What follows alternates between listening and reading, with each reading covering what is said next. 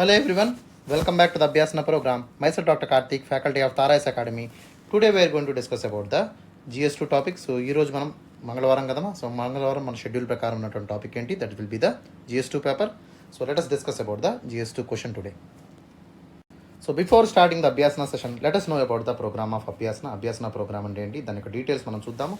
So this అభ్యాసన programme ఏదైతే ఉందో it's a daily mains answer writing series for the UPSC aspirants. ఎవరైతే UPSC అభ్యర్థులు ఉన్నారో వారి కోసం ప్రత్యేకంగా ఈ యొక్క ప్రోగ్రామ్ని రూపొందించాము.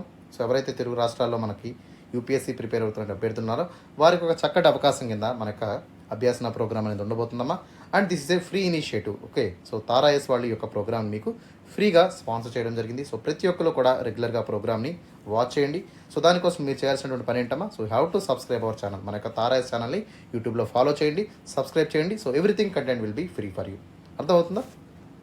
And through this program of Abhyasana, we are going to teach you some of the important things regarding the answer writing. So answer writing ఎట్లా రాయాలి, ఏ విధంగా రాస్తే ఆన్సర్స్ ఎక్కువ మార్కులు వస్తాయి, టైం మేనేజ్మెంట్ ఎట్లా చేయాలంటే అంశాల మీద మీకు శిక్షణ ఇవ్వబడుతుంది.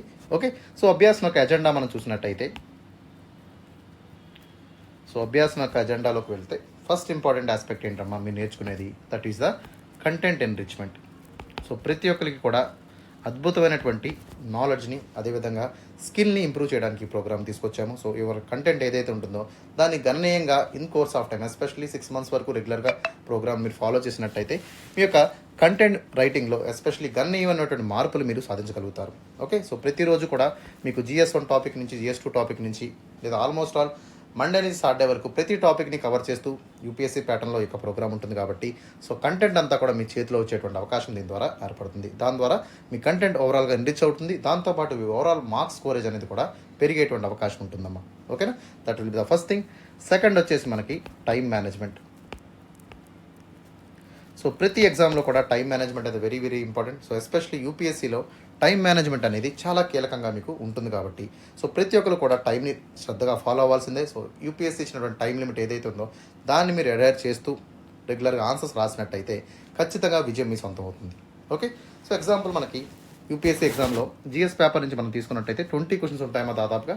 సో దాంట్లో 10 క్వశ్చన్స్ విల్ బి 10 మార్కర్, అదేవిధంగా next 10 questions will be the 15 marker questions ఉంటాయి కాబట్టి సో ఖచ్చితంగా 10 మార్క్స్ని ఎట్లా రాయాలి, 15 మార్క్స్ క్వశ్చన్ ఎట్లా డీల్ చేయాలంటే అంశాలు మనం చర్చిద్దాం. దీంతోపాటు జనరల్ ఎస్ఐ అయినటువంటి యొక్క క్వశ్చన్ ఏదైతే ఉంటుందో సో దాన్ని మనం ఎట్లా డీల్ చేయాలనేటువంటి అంశాలను కూడా మనం డిస్కస్ చేద్దాం. Okay, so let us start with the 10 marker question. So 10 marker క్వశ్చన్ని మీరు అట్లీస్ట్ 150 పదాల్లో రాయాల్సి ఉంటుందమ్మా. సో 150 వర్డ్ లిమిట్ని మీరు ఖచ్చితంగా అడైర్ చేయాలి. దాని తర్వాత అట్లీస్ట్ 2 పేజ్ ఆన్సర్ని అయితే మీ నుంచి యూపీఎస్సీ ఎక్స్పెక్ట్ చేస్తుంది. దీంతోపాటు మనకు యూపీఎస్సీ ఇచ్చినటువంటి టైం లిమిట్ తీసుకున్నట్టయితే 7 to 8 minutes లోపు మనం ఆన్సర్ని రాయాల్సి ఉంటుంది. అర్థమవుతుందా?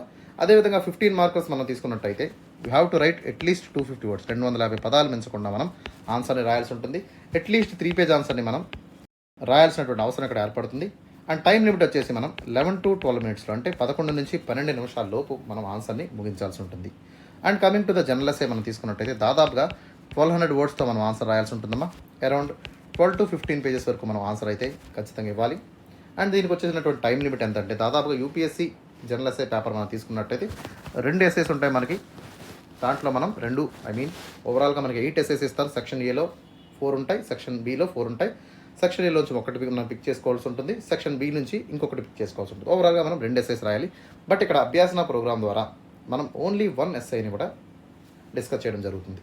ఓకే, సో దీనికి సంబంధించినటువంటి టైం లిమిట్ మనం తీసుకున్నట్టయితే దాదాపుగా 3 hours ఆఫ్ ఎగ్జామ్ ఉంటుంది కాబట్టి అట్లీస్ట్ 90 minutesలో మనం ఈ యొక్క ఎస్ఐని కంప్లీట్ చేయాల్సి ఉంటుంది. ఓకే, సో ఎంత టైంలో ఎట్లా కంప్లీట్ చేయాలనేది ఈ యొక్క అభ్యాసన ప్రోగ్రామ్ ద్వారా మీకు చెప్పడం జరుగుతుంది. ఓకేనా. అండ్ థర్డ్ ఇంపార్టెంట్ ఎజెండా ఏంటమ్మా, that is the skill development. Especially ఈ యొక్క ఆన్సర్ రైటింగ్ స్కిల్ని మీరు ఎట్లా ఇంప్రూవ్ చేసుకోవాలి, సో ఎట్లా ఇంట్రడక్షన్ ఇవ్వాలి, ఓకే క్వశ్చన్ ఎట్లా మనం చదవాలి, దాన్ని ఎట్లా ఇంట్రడ్యూస్ చేయాలి, ఎట్లా బాడీ అనేది రాయాలి, ఓకే ఎట్లా కంక్లూడ్ చేయాలనేటువంటి టాపిక్స్ మీద మీకు ఇక్కడ తర్పీదుని ఇవ్వడం జరుగుతుంది. సో ఖచ్చితంగా ప్రతి ఒక్కరు కూడా సో ఒక క్వశ్చన్లో ఉన్నటువంటి ఇంపార్టెంట్ ఎజెండా ఏంటో తెలుసుకోవాలి. డిమాండ్ ఆఫ్ ద క్వశ్చన్ బట్టి ఆన్సర్ని రాయాల్సి ఉంటుంది. ఏది పడితే అది రాస్తే ఆటోమేటిక్గా ఏమవుతుందమ్మా మీ మార్క్స్ అనేవి ఈజీగా పోయేటువంటి అవకాశం ఉంటుంది. కాబట్టి ఖచ్చితంగా demand of the question, narratives ఏంటి అనేటువంటి విషయాన్ని మీరు తెలుసుకోవాలి. అదేవిధంగా ప్రతి క్వశ్చన్ని కూడా అట్లీస్ట్ 30 seconds వరకు చదివేటువంటి ప్రయత్నం చేయండి. ఎస్ఐ అనుకోండి అట్లీస్ట్ 2 minutes వరకు మీరు టైంని కేటాయించండి. అర్థమవుతుందా? సో ఈ విధంగా మీరు తరచుగా రెగ్యులర్గా ఫాలో చేసినట్టయితే ఓకే. సో ఆన్సర్ ఎట్లా రాయాలి, ఎట్లా ముగించాలి, ఓకే, ఏ విధమైనటువంటి స్కీమాటిక్స్ మనం మెన్షన్ చేయాలి, ఓకే, ఇవన్నీ కూడా మనకి తెలిసేటువంటి అవకాశం మనకి ఏర్పడుతుంది. అర్థమైందా? సో ఈ విధంగా మనకు అభ్యాసన అజెండా అనేది ఉండబోతుంది. సో స్టూడెంట్స్ ప్రతి ఒక్కరు కూడా కంటెంట్ ఎన్రిచ్మెంట్ మీకు ఇంప్రూవ్ అవుతుంది, టైం మేనేజ్మెంట్ ఇంప్రూవ్ అవుతుంది, overall skill development of answer అనేది కూడా మీకు ఈజీగా వచ్చేటువంటి అవకాశం ఈ యొక్క అభ్యాసన ప్రోగ్రామ్ ద్వారా మీకు లభిస్తుంది. Okay. So that is about the programme of Abhyasana. Now let us see the schedule of Abhyasana. Abhyasana యొక్క షెడ్యూల్ మనం చూద్దాం. So let us see the schedule of Abhyasana. So Abhyasana programme అనేది మనకి మండే నుంచి స్టార్ట్ అవుతుందమ్మా. The programme will starts from Monday and it will work up to Saturday. So Monday నుంచి Saturday వరకు ప్రతిరోజు ప్రోగ్రామ్ ఉంటుంది. And Sunday there will be completely off regarding the Abhyasana programme. Sunday మనకి ఎటువంటి ప్రోగ్రామ్ అనేది ఉండదు. ఓకే. అండ్ వీక్లీ మనకు తీసుకున్నట్టయితే it's a 6 day program out of a week. దాదాపుగా వారానికి 6 రోజులు మనకు ప్రోగ్రామ్ ఉంటుంది, సండే తప్పించి. అర్థమవుతుందమ్మా? ప్రతిరోజు ప్రోగ్రామ్ అనేది ఎర్లీ మార్నింగ్ 9 AM కల్లా మనకు యూట్యూబ్ ఛానల్ అయినటువంటి తారాయిస్ ఛానల్లో అప్లోడ్ చేస్తాము. అదేవిధంగా ఈవినింగ్ 5 PM కల్లా డీటెయిల్డ్ ఆన్సర్ డిస్కషన్ మీకు అప్లోడ్ చేయడం జరుగుతుంది. సో ప్రతిరోజు ఇదే ప్యాటర్న్ మేము ఫాలో అవుతాము from Monday to Saturday. Okay. So Monday schedule మనం తీసుకున్నట్టయితే so let us see the day 1 of Abhyasana. So మొదటి రోజు Abhyasana programme will start on Monday కదమ్మా. సో ప్రతి సోమవారం మనం GS1 పేపర్ని డీల్ చేస్తాము. సో GS1 పేపర్లో దాదాపుగా 6 టాపిక్స్ ఉంటాయి. First topic will be the Indian history. So Indian హిస్టరీతో మనం ఈ యొక్క టాపిక్ని స్టార్ట్ చేస్తాము. Second topic is world history. Third topic is post independence consolidation. Fourth topic వచ్చేసి మనకి Indian society. Fifth topic is art and culture. And sixth topic is India and world geography.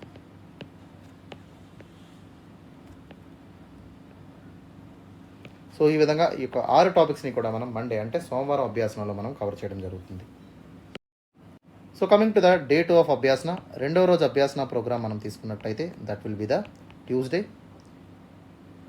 So ప్రతి మంగళవారం మనం we are going to discuss about the GS2. So రెండవ రోజు టాపిక్స్లోకి వెళ్ళినట్టయితే first topic is Indian polity. So భారతదేశ రాజనీతి శాస్త్రం. Okay, that is the polity అంటాం. సెకండ్ టాపిక్ వచ్చేసి మనకి that will be the governance. Third topic is social justice. And last topic is international relations. Okay, ఈ 4 టాపిక్స్ని మనం డే 2 ఆఫ్ అభ్యాసనలో కవర్ చేయడం జరుగుతుంది. And coming to the day 3 of Abhyasana. మూడో రోజు Abhyasana programme మనకి బుధవారం ఉంటుందమ్మా. That will be the Wednesday. So Wednesday we are covering the GS3 topic. So GS3లో కూడా మనకి దాదాపుగా 6 టాపిక్స్ ఉంటాయి. ఫస్ట్ టాపిక్ వచ్చేసి మనకి that will be the Indian economy. Second topic is science and technology. Third topic is environment. Fourth topic వచ్చేసి disaster management. Fifth topic మనకి internal security. And last topic will be the agriculture. So దాదాపుగా మనం 6 టాపిక్స్ని ఇక్కడ discuss చేయడం జరుగుతుంది. ఓకేనా? That will be the day 3 of Abhyasana. And now let us talk about the day 4. నాలుగో రోజు అభ్యాసన ప్రోగ్రామ్ మనం తీసుకున్నట్టయితే we are conducting a special session on the day 4. So day 4లో మనం especially on the Thursday. So ప్రతి గురువారం we are covering the GS4. So GS4 paper మీద special session అయితే తీసుకోవడం జరుగుతుంది. Especially we are covering the ethics, integrity and aptitude. So ఈ 3 టాపిక్స్ని మనం ఇన్ డీటెయిల్గా ఈ ప్రోగ్రామ్ ద్వారా కవర్ చేయడం జరుగుతుందమ్మా. సో GS4లో మనకి దాదాపుగా 250 మార్క్స్ ఉంటాయి. సో వీటిని మనం స్కోర్ చేయడం చాలా తేలిక, provided we have to read the content. ఖచ్చితంగా సో మనకి రికమెండెడ్ బుక్ ఏంటమ్మా, DK బాలాజీ అనేటువంటి బుక్ కోడ్ చదవండి అమ్మా. So that will able to make you conceptual clarity మీకు ఇస్తుంది. అదేవిధంగా ఈజీగా ఎగ్జాంపుల్స్ అనేవి ఉంటాయి, కేస్ స్టడీస్ కూడా ప్రొవైడ్ చేస్తారు కాబట్టి ఈజీగా వితిన్ 20 daysలో బుక్ని కంప్లీట్ చేసేయచ్చు. వెరీ వెరీ షార్ట్ బుక్ అనమాట. అర్థమవుతుందా? సో ఈజీగా దీని తర్వాత అభ్యాసన ప్రోగ్రామ్ ద్వారా రోజు మీరు ప్రతి గురువారం కూడా మీరు మన ప్రోగ్రామ్ రెగ్యులర్గా ఫాలో అయినట్టయితే సో ఈచ్ అండ్ ఎవ్రీ సిలబస్ని మనం క్వశ్చన్ అండ్ ఆన్సర్ ఫార్మేట్లో ఇక్కడ డిస్కస్ చేస్తాము. ఓకే, సో మీ యొక్క టార్గెట్ 125 మార్క్స్గా పెట్టుకోండి. దీన్ని ఈజీగా సాధించేటువంటి అవకాశం మన యొక్క అభ్యాసన ప్రోగ్రామ్ ద్వారా మీకు కల్పించడం జరుగుతుంది. ఓకేనా? Right. And coming to the day 5 of Abhyasana. So 5వ రోజు మనం తీసుకున్నట్టయితే we are conducting a special session on the day 5 also. So day 5 అంటే ఏంటమ్మా, ఫ్రైడే కదా. సో ప్రతి శుక్రవారం మనం జనరల్ ఎస్ఐని కవర్ చేయడం జరుగుతుంది. సో జనరల్ ఎస్ఐలో కూడా దాదాపుగా మనకి 250 మార్కులు ఉంటాయి. ఓకే, దీనిలో కూడా మీ టార్గెట్ 125 మార్కులుగా పెట్టుకోండి. అర్థమవుతుందా? సో ప్రతి ఒక్కరు కూడా ఈ టార్గెట్కి అచీవ్ చేయడానికి ప్రయత్నం చేయండి. So all the important current affairs ఏవైతే ఉన్నాయో వాటిని కవర్ చేస్తూ, ఓకే, దాంతోపాటు కాంటెంపరీ ఎస్ఐస్ అయినటువంటి సోషల్ ఇష్యూస్ కానివ్వండి, ఎకనామిక్ ఇష్యూస్ కానివ్వండి, political issues, international relations, okay, ethical perspective ఉన్నటువంటి ఎస్ఐస్, ఫిలసాఫికల్ ఎస్ఐస్ అన్నింటినీ కూడా ఓకే, అన్నింటినీ కూడా మనం కవర్ చేయడం జరుగుతుంది through the Abhyasana programme on the day 5. Okay, so ఖచ్చితంగా ప్రతి ఒక్క టార్గెట్ ఎంతమా 125 మార్కుల టార్గెట్ని అయితే మీరు పెట్టుకోండి. Okay, now let us discuss about the last day of అభ్యాసన. అది 6వ రోజు కదమ్మా. డే 6 ఆఫ్ అభ్యాసన మనం తీసుకున్నట్టయితే, so that will be the Saturday. So ప్రతి శనివారం మనం కరెంట్ అఫైర్స్ని డీల్ చేయడం జరుగుతుంది. So current affairs is very very important. మీకు తెలుసు ఎంత ఇంపార్టెంట్, ఎస్పెషల్లీ మెయిన్స్ ఎగ్జామినేషన్ కానివ్వండి, ఓకే, అదేవిధంగా మన పర్సనల్ గైడెన్స్ ప్రోగ్రామ్ కానివ్వండి, ఖచ్చితంగా కరెంట్ అఫైర్స్ అనేది it's a playing very very key and crucial role, మీకు తెలుసు. ఓకే, సో అట్లాంటి కరెంట్ అఫైర్స్ని ఇన్ డీటెయిల్గా మనం కవర్ చేద్దాము in the programme of Abhyasana. So ఆ వీక్లో ఉన్నటువంటి ఇంపార్టెంట్ కరెంట్ అఫైర్స్ అంతా కూడా క్వశ్చన్ అండ్ ఆన్సర్ ఫార్మాట్లో మీకు ప్రొవైడ్ చేయడం జరుగుతుంది. ఓకే, దీంతో పాటు మీరు ఏం చేస్తారంటే ప్రతి ఒక్కరు కూడా ఎవ్రీడే 30 minutes హిందూ న్యూస్ పేపర్ని మిస్ కాకుండా చదవండి అమ్మా. Okay, so this is very very important key for the success. Hindu paper అనేది మీ సక్సెస్లో మేజర్ రోల్ని ప్లే చేస్తుంది కాబట్టి ఖచ్చితంగా ప్రతి ఒక్కరు కూడా సో ఒక హిందూ పేపర్ని ఖచ్చితంగా 30 నిమిషాల పాటు మ్యాండేటరీ అనమాట. ఓకే, సో ఖచ్చితంగా చదవండి. It will able to help you, it will able to guide you in a best manner. ఖచ్చితంగా ఓవరాల్ వ్యూ అనేది మీకు వచ్చేటువంటి అవకాశం ఉంది. సో కాన్సెప్ట్స్ని కూడా మల్టిపుల్ వేస్లో లింక్ చేసేటువంటి ఒక మంచి అలవాటుని కూడా దీని ద్వారా మీకు రావడం జరుగుతుంది. ఓకేనా? So please don't miss the special session on the day 6 of అభ్యాసన, దట్ ఈస్ కరెంట్ అఫైర్స్. అర్థమవుతుందమ్మా? సో ఈ విధంగా మండే నుంచి సాటర్డే వరకు ప్రతిరోజు కూడా అభ్యాసన ప్రోగ్రామ్ అనేది ఉంటుంది ఎక్సెప్ట్ సండే. సో ప్రతి ఒక్కరు కూడా ప్రోగ్రామ్ని 100% యూటిలైజ్ చేసుకోండి. That will able to bring you good rank in the mains examination of UPSC. Okay, right. So ఈ విధంగా మన ప్రోగ్రామ్ని అయితే షెడ్యూల్ మనం మాట్లాడాము. Now let us see the question. ఈరోజు ప్రశ్న ఏంటో మనం చూద్దాం. So let us see the question of day. ఈరోజు ప్రశ్న ఏంటో మనం చూద్దాం. Examine the transformative potential of the 73rd Amendment Act in evolving the grassroots democratic institutions towards the participatory democracy in India. So ఇక్కడ ఏమడుగుతున్నారు, ఇక స్టేట్మెంట్ ఏదైతే ఉందో దాని స్టేట్మెంట్ని పరిశీలించమని, ఎగ్జామిన్ చేయమని అడుగుతున్నారు. So we have to enquire, we have to examine and we have to inspect this particular statement. Okay, ఖచ్చితంగా ఇవన్నీ కూడా మనం చేయాల్సి ఉంటుంది. క్వశ్చన్ని మనకి 15 మార్కర్గా అడిగారు. So I'm not going to say again, మీకు ఎలా రాయాలో తెలుసు కదమ్మా already. And coming to the approach, ఒకసారి అప్రోచ్లోకి మనం వెళ్ళినట్టయితే సో క్వశ్చన్ ఎట్లా ఇంట్రడ్యూస్ చేయాలి. ఓకే, సింపుల్గా మనం డైరెక్ట్గా 73rd అమెండ్మెంట్ గురించి మనం మాట్లాడాలి. ఓకే, 73rd అమెండ్మెంట్ దేని గురించి అమ్మా? It is regarding the, it's a constitution amendment act regarding the establishment of panchayat. So local self గవర్నమెంట్ని, ఓకే, గ్రాస్ రూట్ డెమోక్రసీని ఎస్టాబ్లిష్ చేయడానికి ఈ చట్టాన్ని తీసుకురావడం జరిగింది in the year of 1992. Okay, 1992లో ఈ యొక్క పంచాయత్, అదేవిధంగా 74th కాన్స్టిట్యూషన్ అమెండ్మెంట్ ద్వారా మనం మున్సిపాలిటీస్ని కూడా తీసుకురావడం జరిగింది. So both are especially serving as a grass root democratic institutions కింద మనం చెప్తాము. సో దీని ద్వారా ఒక కలెక్టివ్ డెమోక్రసీతో పాటు ఒక పార్టిసిపేటరీ డెమోక్రసీ అనేది కూడా ఇండియాలో పెంపొందించేటువంటి అవకాశం దీని ద్వారా ఏర్పడుతుంది. ఓకే, సో ఈ విధంగా మీరు ఏం చేస్తారు, 3 to 4 లైన్స్లో అంటే అరౌండ్ 30 to 40 వర్డ్స్లో మనం ఇక్కడ ఇంట్రడక్షన్ని రాయాల్సి ఉంటుంది regarding the 73rd amendment act. అర్థమవుతుందా? And coming to the body, so బాడీలోకి వెళ్ళినట్టయితే ఇక్కడ ఏం అడుగుతున్నారు, so we have to talk about the 73rd amendment significance. Okay, 73rd amendment యొక్క సిగ్నిఫికెన్స్ ఏంటి, ఓకే, అండ్ ఏ విధమైనటువంటి ఇంపాక్ట్ 73rd అమెండ్మెంట్ అంటే పంచాయతీరాజ్ ఇన్స్టిట్యూషన్స్ ఎస్టాబ్లిష్ చేయడం వల్ల ఏ విధమైనటువంటి ఇంపాక్ట్ అనేది మనకి ఏర్పడింది. ఓకే, దాని యొక్క ఇంపార్టెంట్ ఆర్టికల్స్ని కూడా మనం మెన్షన్ చేయాలి ఇన్ ద ఆన్సర్. అర్థమవుతుందా? And later on we have to talk about the challenges faced by the Panchayati Raj institutions in effective functioning. ఖచ్చితంగా ఏవైతే ఛాలెంజెస్ ఫేస్ చేస్తున్నాయో రిగార్డింగ్ ఫైనాన్షియల్ రిసోర్సెస్ కానివ్వండి, ఓకే, లేదా ఆర్గనైజేషన్ సెటప్ కానివ్వండి, ఓకే, ఎలక్షన్స్ కానివ్వండి, ఇట్లాంటివన్నీ కూడా మనం మెన్షన్ చేస్తూ, ఓకే, సో పంచాయతీరాజ్ ఇన్స్టిట్యూషన్లో ఉన్నటువంటి లోటుపాట్లని, ఛాలెంజెస్ని ఏ విధంగా మనం ప్లగ్ చేయాలి, ఏ విధంగా వాటిని దాటి ముందుకు వెళ్ళాలనేటువంటి అంశాల మీద కూడా మనం ఇక్కడ డిస్కస్ చేద్దాము. Okay, so we have to write some kind of historical ఆస్పెక్ట్స్ని కూడా మీరు మెన్షన్ చేయండి రిగార్డింగ్ పంచాయతీరాజ్ ఇన్స్టిట్యూషన్స్ ఎప్పుడు వచ్చాయి, ఎక్కడ స్టార్ట్ అయ్యాయి. Okay, so please mention what was the first Panchayati Raj institution establish in India. Okay, so ఏ స్టేట్లో ఏ ప్లేస్లో మనకి మొట్టమొదటి పంచాయతీరాజ్ వ్యవస్థ ఏర్పడింది అనేటువంటి అంశాన్ని కామెంట్ సెక్షన్లో కామెంట్ చేయండి అమ్మా. Okay, and later on coming to the కన్క్లూషన్లోకి మనం వెళ్ళినట్టయితే సో ఖచ్చితంగా ఈ యొక్క పంచాయతీరాజ్ ఇన్స్టిట్యూషన్స్కి మోర్ పవర్ అనేది రివాల్వ్ చేయాల్సి ఉంటుంది. ఎస్పెషల్లీ ఈ యొక్క డీసెంట్రలైజ్డ్ అప్రోచ్, ఎస్పెషల్లీ నీతి ఆయోగ్ ద్వారా డీసెంట్రలైజ్డ్ అప్రోచ్ని మనం తీసుకురావడం జరిగింది. దాంతోపాటు పంచాయతీరాజ్ ఇన్స్టిట్యూట్స్కి మోర్ పవర్ అనేది మనకి ఇవ్వాల్సినటువంటి అవసరం కూడా మనకు ఉంటుంది. ఓకే, వాటి యొక్క ఫంక్షన్స్ కానివ్వండి, వాటి యొక్క రీసోర్సెస్ కానివ్వండి, లేదా ఎకనామిక్ ఫైనాన్షియల్ ఇన్స్టిట్యూషన్స్ డెవలప్ చేయడం కానివ్వండి, ఇవన్నీ కూడా మనం చేసినట్టయితే ఖచ్చితంగా ఈ యొక్క పంచాయతీరాజ్ ఇన్స్టిట్యూషన్స్ అనేవి, సో మన మహాత్మా గాంధీ గారు ఏవైతే కళ్ళకన్నారో, సో పల్లెలే దేశానికి పట్టుకొమ్మలు అనేటువంటి అంశాన్ని కూడా ఇక్కడ మనం మెన్షన్ చేస్తూ ఫైనల్గా కన్క్లూజన్ అయితే చేద్దామమ్మా. ఓకేనా?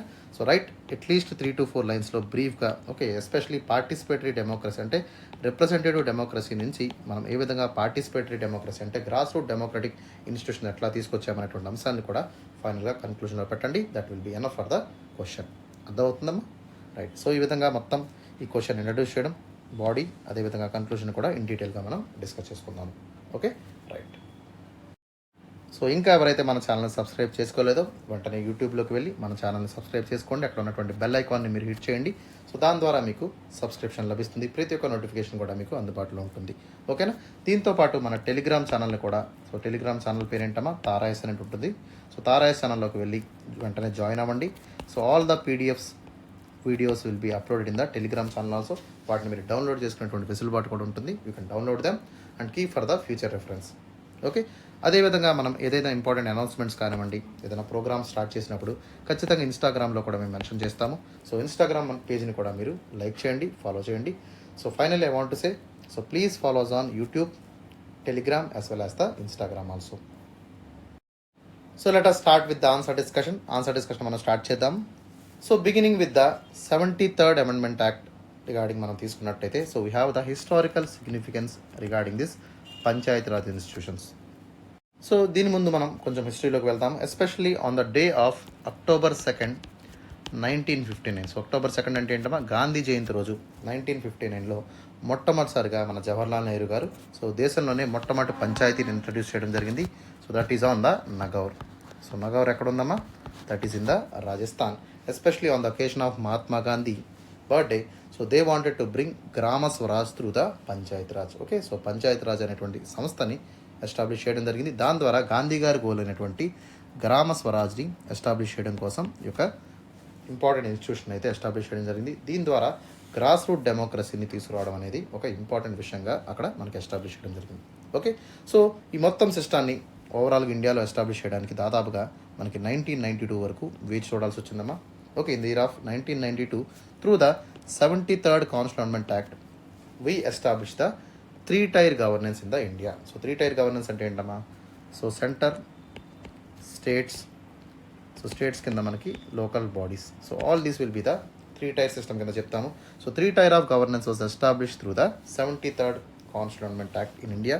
అండ్ ఈ యొక్క చట్టం ద్వారా it gave constitutional recognition to the Panchayati Raj institution. Okay, రాజ్యాంగబద్ధ అయినటువంటి ఒక గుర్తింపుని పంచాయతీరాజ్ వ్యవస్థలకి ఈ చట్టం అనేది ఇవ్వడం జరిగింది.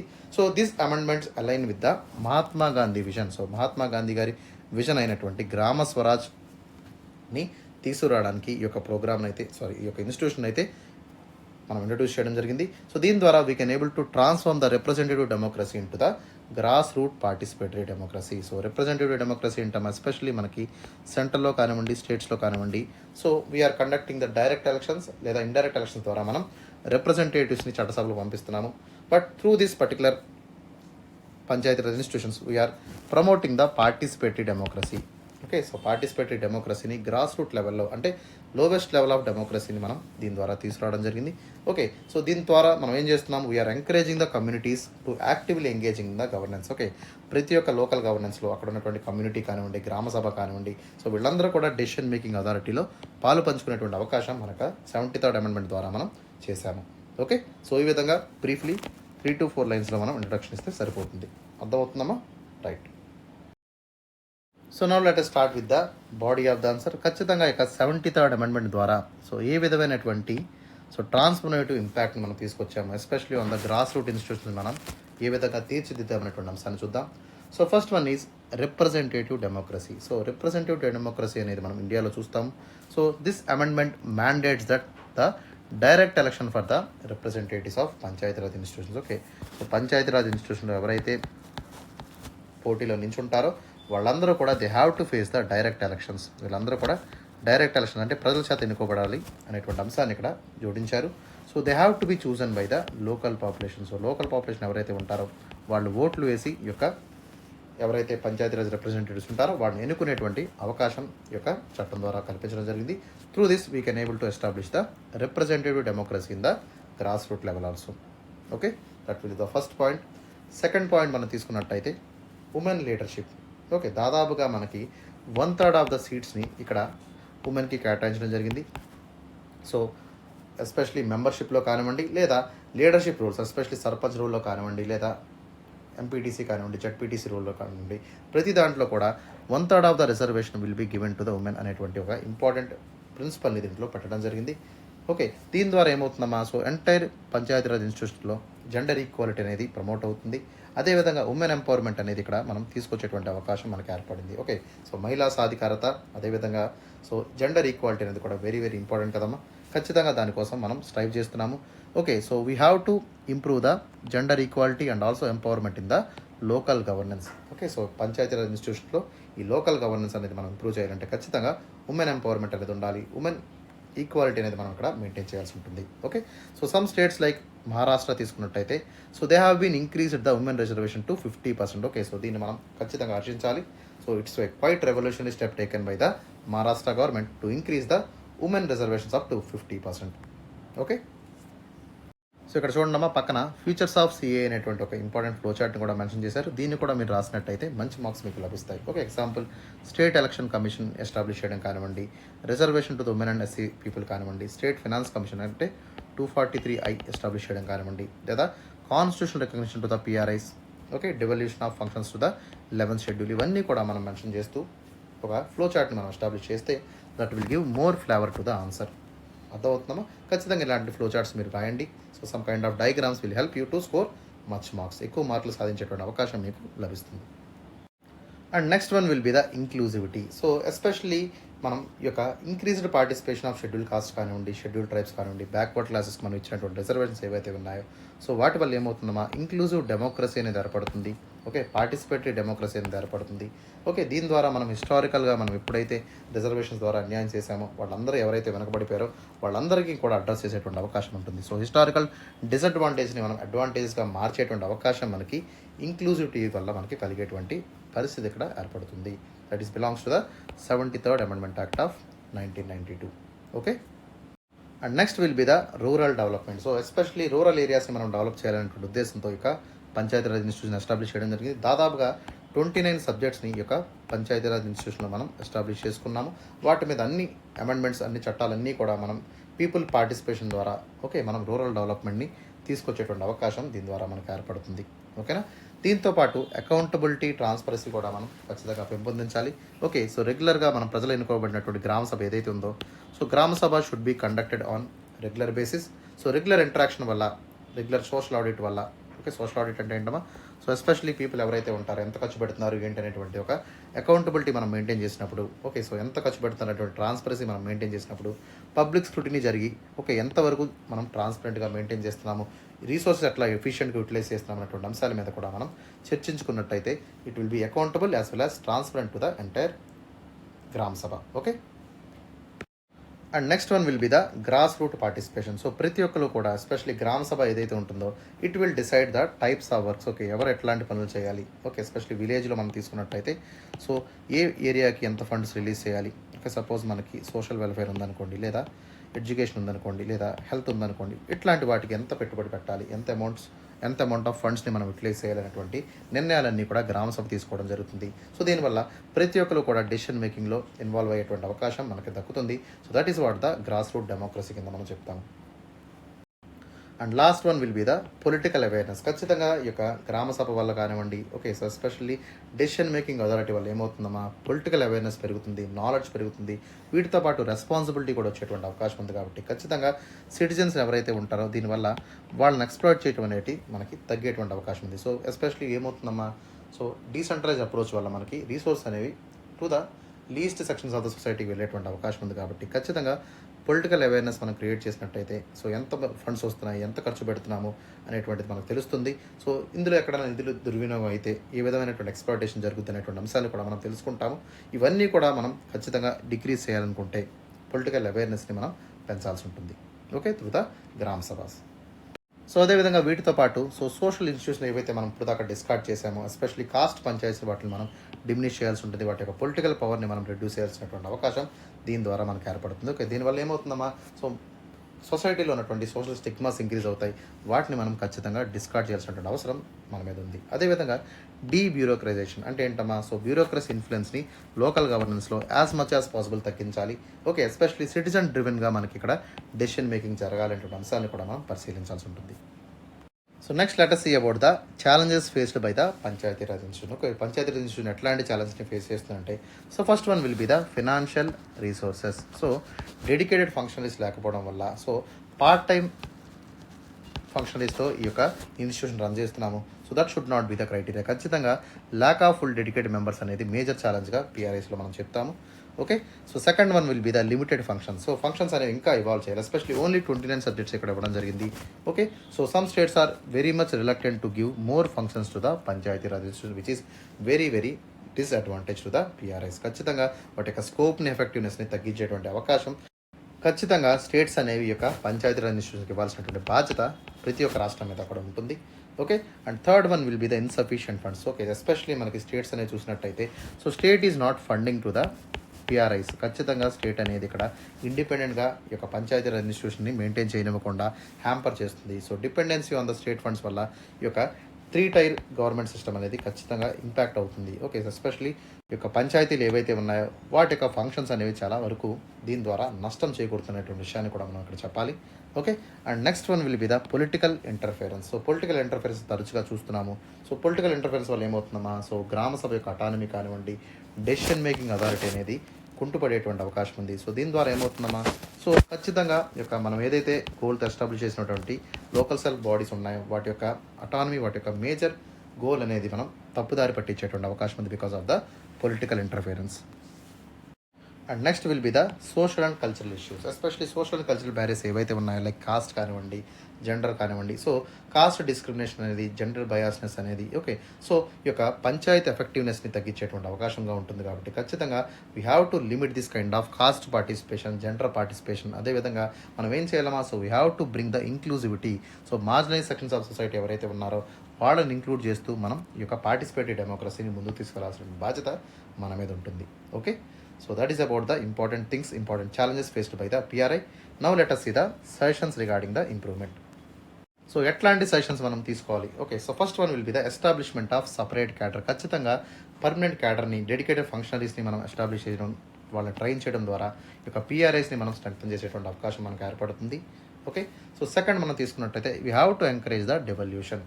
ఖచ్చితంగా స్టేట్స్ ఏవైతే ఉంటాయో state should have fund, state should have give more power to the panchayati raj institutions. అదేవిధంగా ఫినాన్షియల్ రిసోర్సెస్ని కూడా ఇంక్రీజ్ చేయాల్సినటువంటి బాధ్యత వాటి మీద ఉంటుంది. దీని ద్వారా ఏమవుతుంది, పంచాయతీరాజ్ వ్యవస్థలన్నీ కూడా వాటి యొక్క ఎఫెక్టివ్నెస్ కానివ్వండి, వాటి యొక్క ఫంక్షనరీ కానివ్వండి ఇంక్రీజ్ అయ్యేటువంటి అవకాశం ఉంది. దాని ద్వారా ఏమవుతుంది, మనం ఏదైతే కళ్ళగనటువంటి గాంధీ గారి గ్రామ స్వరాజ్ గోల్ని మనం ముందుకు తీసుకెళ్లేటువంటి అవకాశం మనకి ఏర్పడుతుంది. Okay, and next one will be the ensure of financial resources. ఖచ్చితంగా మనం అడిక్వేట్ ఫైనాన్షియల్ రిసోర్సెస్ని మనం ఎస్టాబ్లిష్ చేయాలి.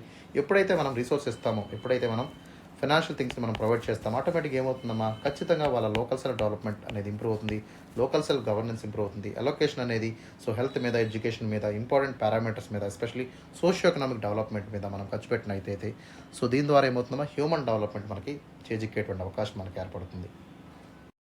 And last but not least providing the financial autonomy. ఖచ్చితంగా we have to allow Panchayati Raj institution to borrow from the banks నుంచి మనం borrow చేసుకున్నటువంటి సౌలభ్యాన్ని కూడా ఈ యొక్క పంచాయతీలకు ఇవ్వాల్సి ఉంటుంది. అదేవిధంగా అదర్ ఫైనాన్షియల్ ఇన్స్టిట్యూషన్ అయినటువంటి నాన్ బ్యాంకింగ్ ఫైనాన్షియల్ కార్పొరేషన్స్ కానివ్వండి, ఇన్స్టిట్యూషన్ కానివ్వండి, వీటి నుంచి కూడా మనీ తెచ్చుకునేటువంటి సౌలభ్యం వీటికి ఉన్నట్టయితే ఖచ్చితంగా డెవలప్మెంట్ వైపు వీళ్ళు అడుగులు వేసేటువంటి అవకాశం మనకి ఏర్పడుతుంది. ఓకేనా, right. Through the 73rd Constitutional Amendment Act we can able to increase the democratic and participatory governance. ఖచ్చితంగా ఒక ఇన్స్టిట్యూషనల్ పార్టిసిపేటరీ డెమోక్రసీని మనం తీసుకురావడం జరుగుతుంది. అదేవిధంగా ఒక రిప్రజెంటేటివ్ డెమోక్రసీ నుంచి పార్టిసిపేటరీ డెమోక్రసీ వైపు మనం ట్రాన్సిషన్ అయ్యేటువంటి అవకాశం ఉంటుంది. దీని ద్వారా పబ్లిక్ అవేర్నెస్ ఇంక్రీజ్ అవుతుంది. సో అదేవిధంగా ఈ యొక్క పంచాయతీరాజ్ ఇన్స్టిట్యూషన్స్ ఏవైతే ఛాలెంజెస్ ఫేస్ చేస్తున్నాయో వాటిని అన్నింటినీ కూడా మనం ఇంప్రూవ్ చేసి వాళ్ళ ఫంక్షన్స్ ఇంకొంచెం డివాల్వ్ చేసి ఖచ్చితంగా ఫైనాన్షియల్ రిసోర్స్ని మనం ప్రొవైడ్ చేసినట్టయితే సో గాంధీ గారి కళ్ళకు అన్నటువంటి గ్రామ స్వరాజ్యాన్ని మనం తీసుకొచ్చేటువంటి అవకాశం దీని ద్వారా ఏర్పడుతుందమ్మా. Okay, so that is all about for today. మీకు ఏదైనా డౌట్ ఉన్నట్టయితే కామెంట్ సెక్షన్లో కామెంట్ చేయండి. సో చాలా ఎఫర్ట్స్ పెట్టి మనం వీడియోస్ చేస్తున్నామా, so please give a like to the video and subscribe our channel for regular updates. Okay, so మీకు ఏదైనా డౌట్స్ ఉన్నట్టయితే కామెంట్ సెక్షన్లో కూడా కామెంట్ చేయండి. ఓకేనా, so that's all for today. Have a great day.